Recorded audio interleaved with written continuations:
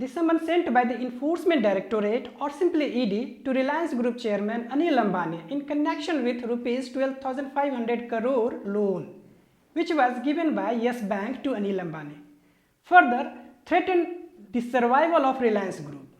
The allegation is when Anil Ambani had taken the loan from Yes Bank, during the same period, Reliance Group had given Rs 1,100 crore loan to firms owned by Rana Kapoor's family members, and hence it is suspected that was a quid pro quo relationship. And you know that Rana Kapoor was the founder, MD and CEO of Yes Bank. The story doesn't end here. Mr. Ambani is struggling with another lawsuit by 3 Chinese banks. These Chinese banks demanding $680 million that they lent to Reliance Communication in 2012 under the condition that Anil Ambani personally guarantees the debt. Recently, the London court has asked him to deposit $100 million in next 6 weeks.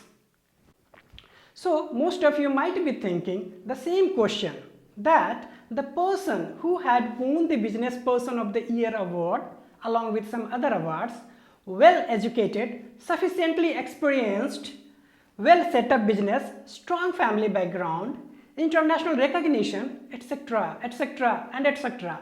What happened to him that merely in 10 years he lost thousands of crore property and businesses and literally became bankrupt?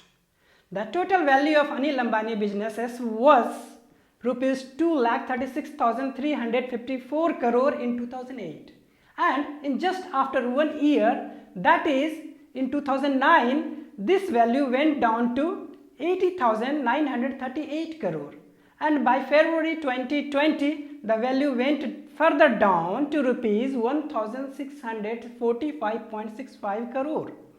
Well, after separating from his brother and settling off the businesses and property accordingly, initially Reliance Group did well, but after 2008 recession that started with the crash of Lehman Brothers in 2008, businesses were in a mood to splurge over the acquisitions and expansions, nationally as well as internationally.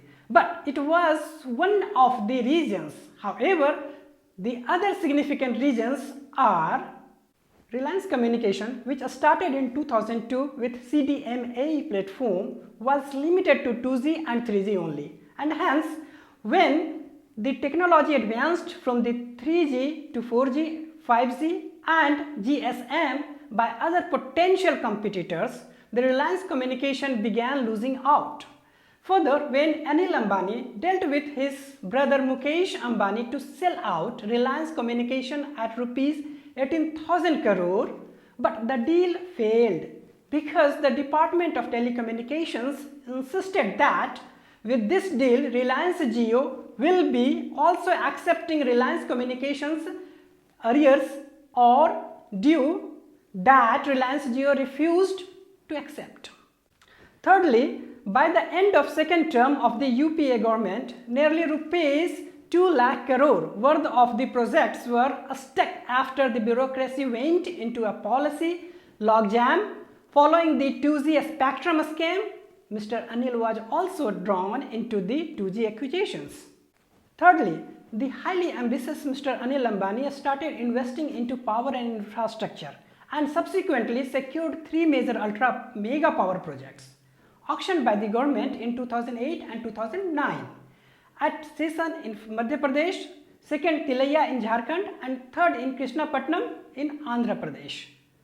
Such big projects, which were actually financed by the public sector banks with some political support, didn't work out because some of the high level scams and politically adverse conditions. Mr. Anil Ambani started facing problems such as land acquisition problem for the projects and the public sector banks on which Anil Ambani relied. Actually, what happened? The public sector bank had amassed huge non-performing assets and hence were reluctant to fund Mr. Anil Ambani anymore. All such issues collectively came up with the big and substantial trouble, which actually started around 2014, when the Reliance group of companies began to realize the brunt of its massive debt of lakhs of crores. Observing his telecom business and challenged by tough business environment in his other ventures as well, Anil had left with no other option but to start selling assets. As a result of this, to get rid of, in 2014, Mr. Anil Ambani sold his Reliance Entertainment, once acclaimed multiplex chain Big Cinemas, to strip off its debt. Further, the firm 24,000 megawatt of power generation plants are shut due to non-availability of gas. Investments to the tune of nearly 1.2 lakh crore are stuck. The defense business he entered in 2015 by buying PPAP Defense and Offshore Engineering for rupees 2082 crore is buried in controversy. In addition to this, the opposition Congress has accused Anil of having unduly benefited in the $8 billion Rafale fighter jet offset deal. Last but not the least, Anil's habit of relying on legal recourse at the drop of a hat has fetched him many enemies as well.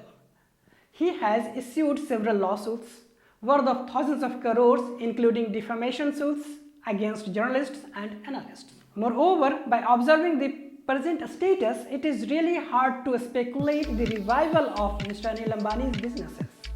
Rest, we can just wait and watch. This is all for this video. See you in next video.